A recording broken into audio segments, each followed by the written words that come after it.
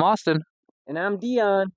And today we're going to be talking about camo patterns and when to use them and where to use them. Today we're going to airsofting. Nah, I'm just kidding. This Vietnam era camo is very effective and very inexpensive.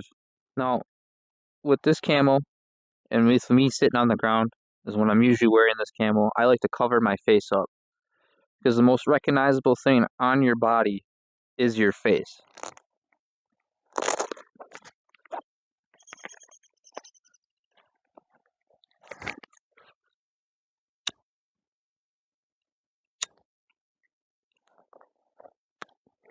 Now, if you're just going to be out here chuffing smokes, you might as well look, this is very visible, right? Put it in a little pack. Now it's gone. Now you have nothing to worry about. Now this is my cheapest camo by far. The pants are hand-me-down. The jacket, free from a buddy. Same with the hat. But this right here, this cost me $3.99. And that was the only thing I paid for.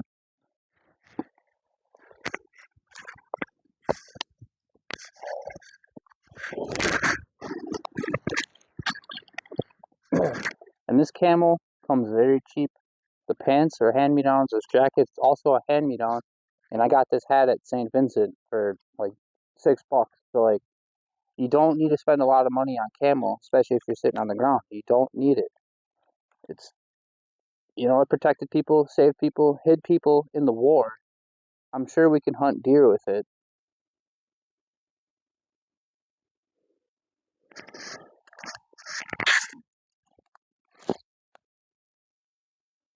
Now, I feel pretty hidden. It's pretty green yet this time of year, but when you're wearing camo like this, I feel like it blends in very nicely. Makes it look good. Maybe the deer can't see you, just as long as you don't move and you pick the right spot for your camo.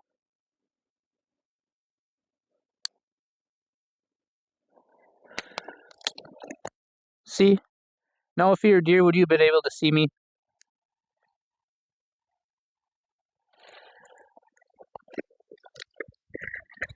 Now this shirt's just a regular old hoodie that I had since high school. My grandma always gets me the goofiest Christmas clothes, but it's totally prime for right now. You got some shade spots and sun spots. I mean, it's little circles if you look at the pattern, but who cares? It's literally awesome for early season. When you're sitting in a field too that gets a lot of sunlight and shade broken up, boom, this is my go-to shirt.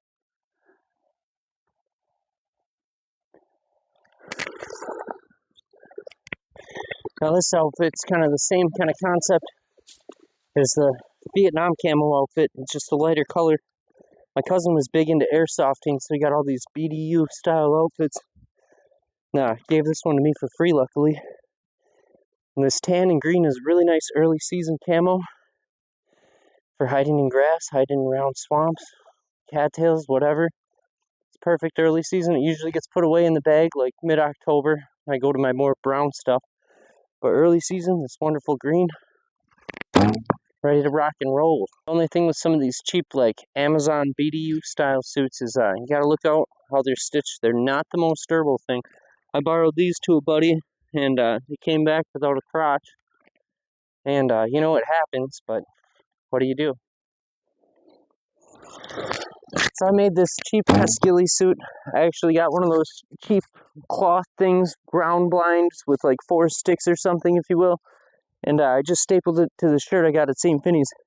And the main thing I'm trying to do with this is break up my human outline and also break up these a little bit in these V's. When I cover my shoulder with it, I can hide my V right here. That's one of the most recognizable things. Make sure you don't get spotted by deer this fall. But I think you get the idea with this one. Now, I picked this up off Amazon, and it's something I'm going to try this year. I'm not condoning anybody to get a ghillie suit. I just thought that I had a good idea. It's sweet, and once this grass turns this color, honestly, it's going to be pretty good, I think. I think it's going to help me hide in certain swamps and the edges of swamps and tall grasses I can sneak through or even get to my spot better. But I'm going to try it. I'll let you know through the season how it goes, but I'm not telling you to buy one.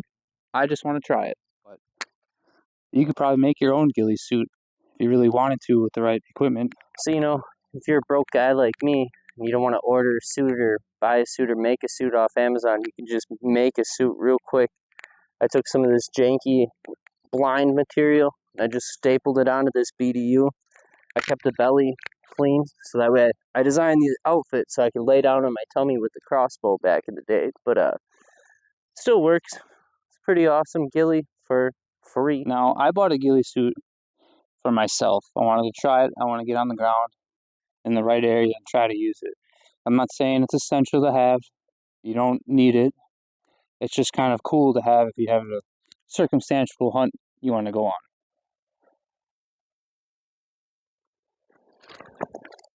This is my favorite camo to use when I'm using it in a tree stand or next to a tree of any kind, or like, well, with bigger bark like this.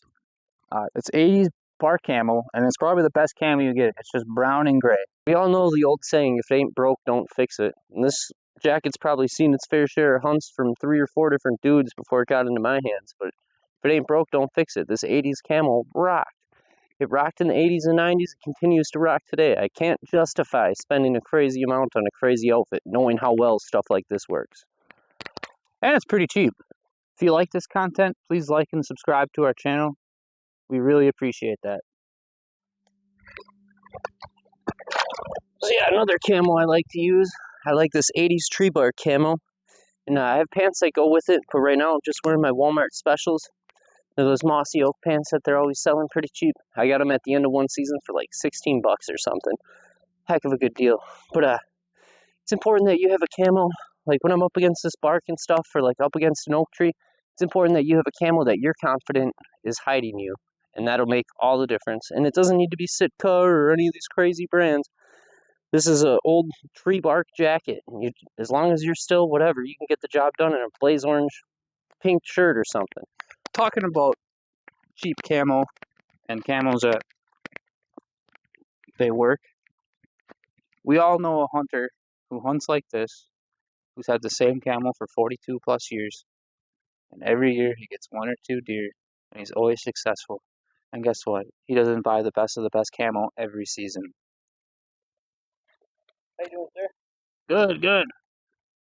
I've been hunting this ridge for 32 plus years. You must not have seen me down here. Camo must be so good.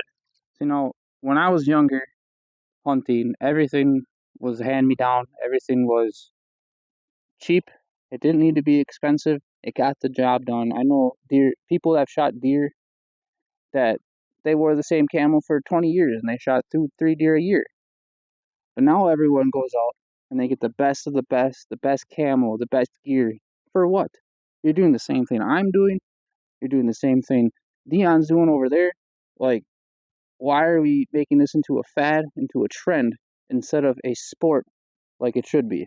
Now this outfit looks cool and all, but it was a total pain in the butt to find. Our local Bass Pro Shop, Cabela's store, literally only had this for snow camo. And this had. Like, this is all I could buy.